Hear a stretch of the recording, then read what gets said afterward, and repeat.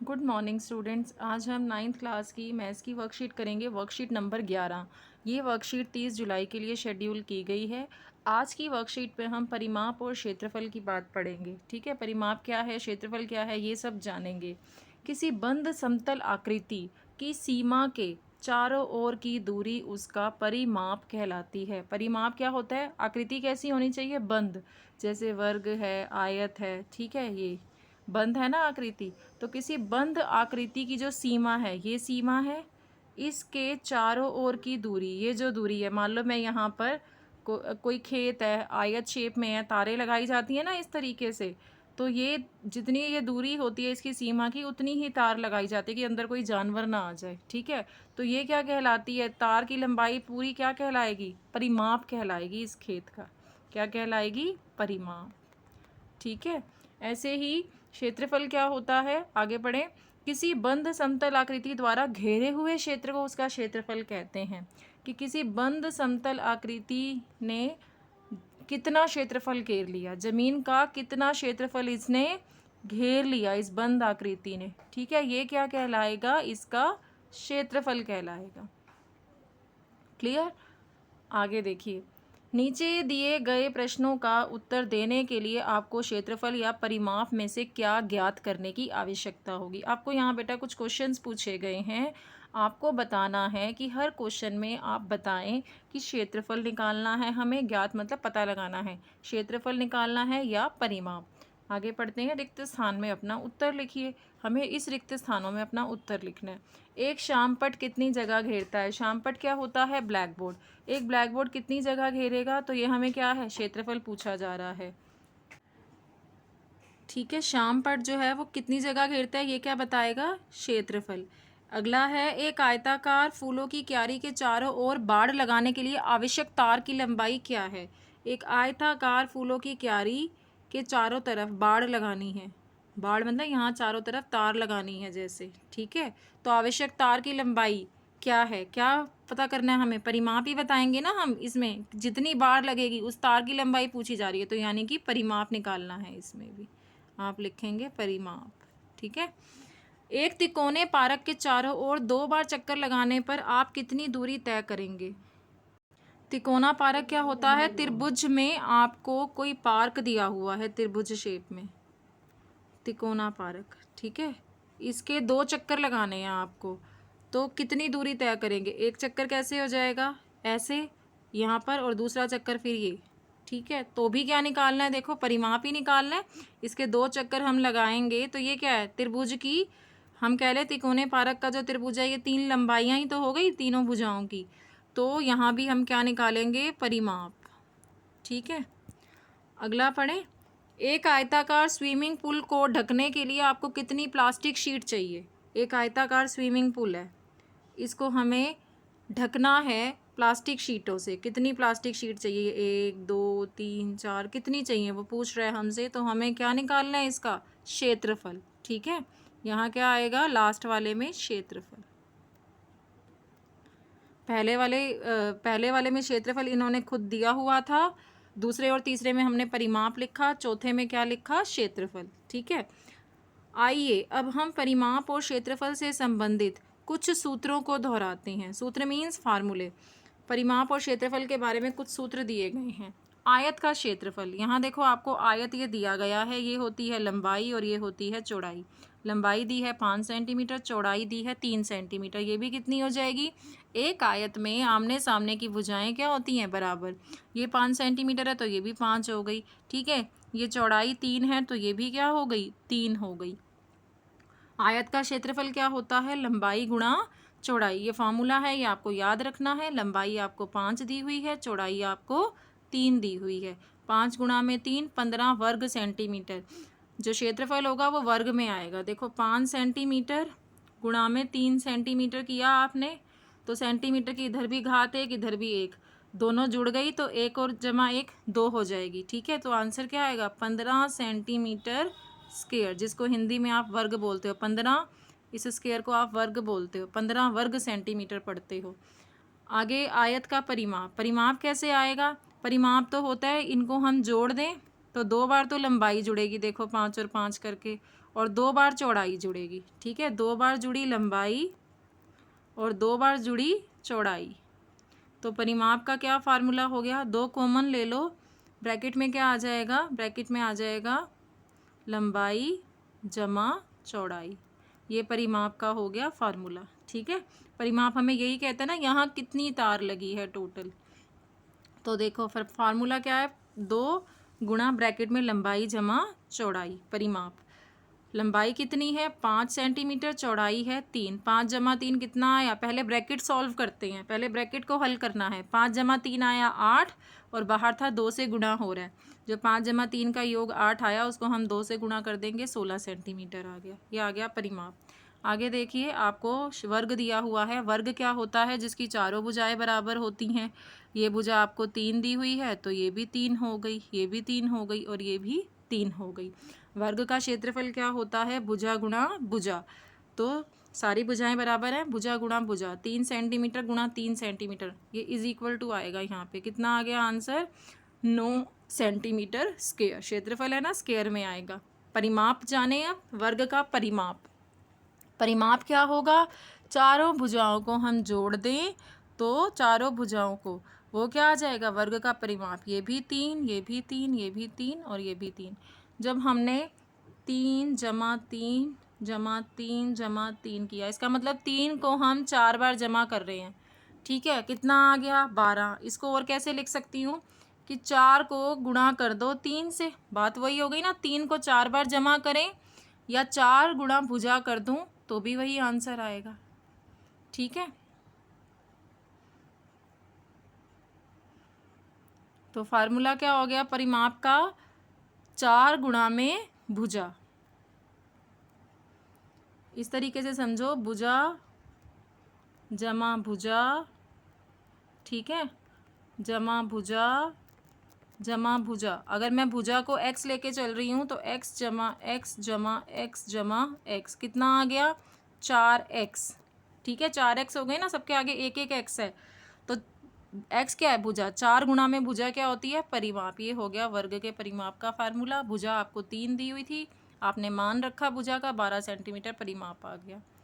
त्रिभुज का क्षेत्रफल, त्रिभुज का क्षेत्रफल जो है, समकोण त्रिभुज आपको दिया होगा जिसमें एक कोण आपका 90 डिग्री होगा, ठीक है। ये समकोण त्रिभुज है जिसमें एक कोण आपका 90 डिग्री है। ये आधार है, आधार आपको 4 दिया हुआ है। ये लंब है, ये आपको 3 दिया हुआ है। ये कर्ण है, ये आपको 5 दिया हुआ है। तो समकोण त्रिभुज में क्षेत्रफल जो होता है समकोण त्रिभुज का, उसका फार्मूला होता है हाफ, इसको हाफ पढ़ते हो, गुणा में आधार गुणा में ऊंचाई, ठीक है। आधार क्या है आपका यहाँ 4, 4 रखा हमने आधार का मान। ऊंचाई क्या है 3, ये ऊंचाई होती है जो लंब होता है, ये 3। तो आंसर क्या आ गया यहाँ इज इक्वल टू है ये, ठीक है। हाफ गुणा में 4 तिये 12 और 2 के टेबल से ये 2 के पहाड़े से कट गया, 2 6 12, तो यहाँ भी इज इक्वल टू आएगा। आंसर आ गया 6 centimetre square is equal to है ये, ठीक है, 6 सेंटीमीटर स्क्वायर। अब इसका परिमाप निकालना हो तो परिमाप क्या होगा, तीनों भुजाओं के मापों का योग। जो तीनों भुजाएं हैं इनको जोड़ दीजिए, 3 जमा 4 जमा 5, ये आ जाएगा त्रिभुज का परिमाप। कितना आ गया 4 और 3 7 5 12 सेंटीमीटर। कुछ क्वेश्चंस दिए हैं, हम देख लेते हैं सॉल्व करके। आइए अब आप प्रयास कीजिए, दी गई आकृतियों का परिमाप और क्षेत्रफल ज्ञात कीजिए। आपको आकृतियां दी हुई हैं, परिमाप और क्षेत्रफल बताना है। पहला आपको वर्ग दिया हुआ है, देखो वर्ग की भुजा 4 सेंटीमीटर दी हुई है। एक भुजा 4 है तो सारी कितनी होंगी, 4 ही तो होंगी। वर्ग में सारी भुजाएं बराबर होती हैं। परिमाप क्या पढ़ा था वर्ग का, 4 गुणा भुजा, और क्षेत्रफल क्या पढ़ा है हमने, भुजा गुणा भुजा। ये फार्मूला है क्षेत्रफल का। तो चलिए इसको सॉल्व करते हैं। ये देखिए यहाँ ये आपको वर्ग दिया था 4 सेंटीमीटर का, इसका परिमाप क्या आएगा 4 गुणा में भुजा। भुजा आपको 4 दी हुई थी, 4 गुणा 4 किया तो 16 सेंटीमीटर आ गया परिमाप। क्षेत्रफल क्या होता है भुजा गुणा भुजा, भुजा भी 4 तो 4 गुणा 4 किया हमने, ये आ गया 16 सेंटीमीटर स्क्वायर। ये आपका पहले का आंसर है, ठीक है, इसे आप यहाँ से नोट कर लो। सेकंड दिया है आपको एक आयत दिया हुआ है। इस आयत में लंबाई आपको 3 दी है, चौड़ाई आपको 2 दी है। आपको परिमाप और क्षेत्रफल बताना है। परिमाप आप जानते हो, 2 ब्रैकेट में लंबाई जमा चौड़ाई रखते हैं, ठीक है, इसी तरीके से। और क्षेत्रफल क्या होता है? लंबाई गुणा चौड़ाई। इसको सॉल्व करते हैं। ये आपको आयत दिया हुआ है, लंबाई 3 दी है और ये चौड़ाई 2 दी है। परिमाप क्या है? 2 लंबाई जमा चौड़ाई होता है ब्रैकेट में, तो हमने लंबाई का मान रखा 3, चौड़ाई का रखा 2। 3 और 2 कितना हो गया? 5। 5 को 2 से गुणा किया तो 10 सेंटीमीटर आ गया परिमाप। क्षेत्रफल निकालेंगे लंबाई गुणा चौड़ाई से, 3 गुणा 2, 3 दूनी 6 सेंटीमीटर स्क्वायर। यहाँ से दूसरे का आंसर आप नोट कर लो। अगला आपको यहाँ पर त्रिभुज दिया गया है, ये समकोण त्रिभुज है, ठीक है। ये 90 डिग्री का एंगल है, 90 डिग्री एंगल दिया हुआ है। परिमाप निकालना है। परिमाप क्या होगा? तीनों भुजाओं का योग 5 जमा 5 जमा 6। और क्षेत्रफल क्या होगा? क्षेत्रफल हमने पढ़ा था हाफ गुणा में आधार गुणा में ऊंचाई। जब हमें समकोण त्रिभुज दिया हो, क्षेत्रफल हमने पढ़ा है ना, हाफ गुणा आधार गुणा ऊंचाई। इसका आंसर देखते हैं। ये आपको त्रिभुज दिया हुआ है, ठीक है।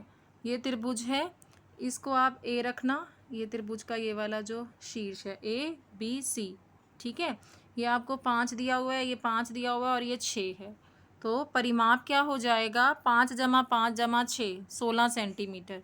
और क्षेत्रफल क्या हो जाएगा? हाफ गुणा में, यहाँ आधार लिख लेना, मैंने इंग्लिश में लिख दिया बेस। इसकी जगह आप क्या लिख लोगे?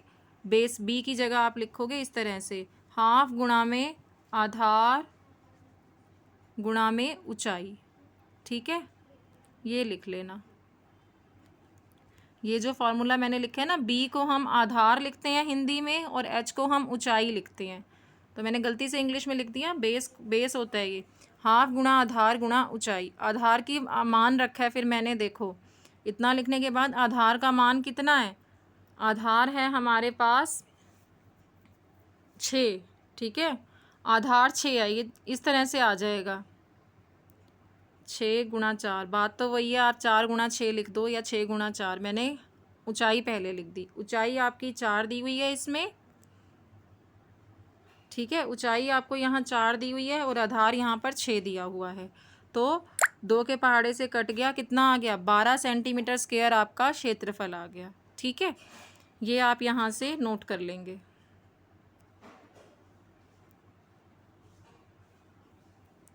ये आपका तीसरे का उत्तर हो गया। दूसरा देखो क्या लिखा है, एक वर्गाकार पार्क का क्षेत्रफल बताओ जिसका परिमाप 320 मीटर है। एक वर्गाकार पार्क है, आपको इसका परिमाप दिया हुआ है ये, ठीक है, चारों भुजाओं का, यानी कि योग दिया हुआ है आपको। तो परिमाप दिया हुआ है 320 मीटर, आपको क्षेत्रफल निकालना है। कैसे करेंगे इसको हम? देखो ये वर्गाकार पार्क का परिमाप आपको दिया हुआ है 320 मीटर लिखा है ये मैंने, ठीक है, 320 मीटर। परिमाप का फार्मूला क्या होता है? 4 गुणा में भुजा। तो मैंने परिमाप के नीचे ही परिमाप का फार्मूला लिख दिया। पहले तो वो लिखा जो मुझे गिवन था, मुझे दिया था वर्गाकार पार्क का परिमाप। फिर परिमाप का फार्मूला डाला 4 गुणा भुजा। 4 गुणा भुजा हो गया बराबर 320। भुजा कैसे आएगी? यहाँ 4 से गुणा हो रही है, इधर जाके 4 भाग में आ जाएगा, 320 बटा में 4। 4 के पहाड़े से काटा, 4 एकम 4, 4 अठा 32 और 0, 80 सेंटीमीटर क्या आ गई? भुजा आ गई। अब जब भुजा आ गई तो क्षेत्रफल निकालना बड़ा आसान है। पार्क का क्षेत्रफल होता है भुजा गुणा भुजा, तो 80 गुणा 80 कितना आ गया? 6400 सेंटीमीटर स्क्वायर। ये नोट कर लो यहाँ से।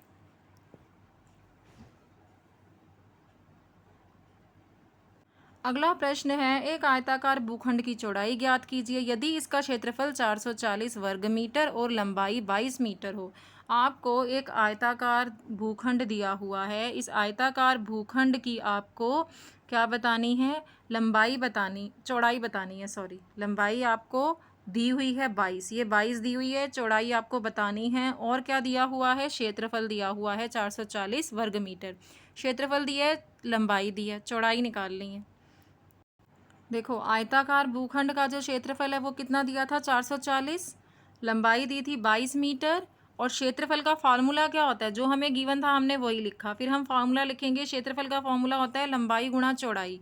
लंबाई आपको 22 मीटर दी है, चौड़ाई हमें निकालनी है, यहाँ गुणा हो रहा है, जब इधर गुणा हो रहा होता है तो इधर जाके भाग हो जाएगा, ये कटिंग हुई है, ठीक है, ये कुछ नहीं लिखा। ये 440 था, 22 जो है वो 22 से भाग हो जाएगा, 440 से 22 भाग हो जाएगा, ठीक है, 440 बटा में 22 आ जाएगा। जब 22 के पहाड़े से आप इसको काटोगे तो 22 दूनी 44 और 0, ठीक है। आपको ये ध्यान रखना है, यहाँ गुणा हो रही होती है तो जब हम 22 को इधर लेके जाते हैं तो भाग में आ जाता है, ठीक है। आपको क्षेत्रफल दिया हुआ था, लंबाई दी हुई थी, आपने चौड़ाई निकालनी थी। चौड़ाई हमारे पास आ गई 20 सेंटीमीटर।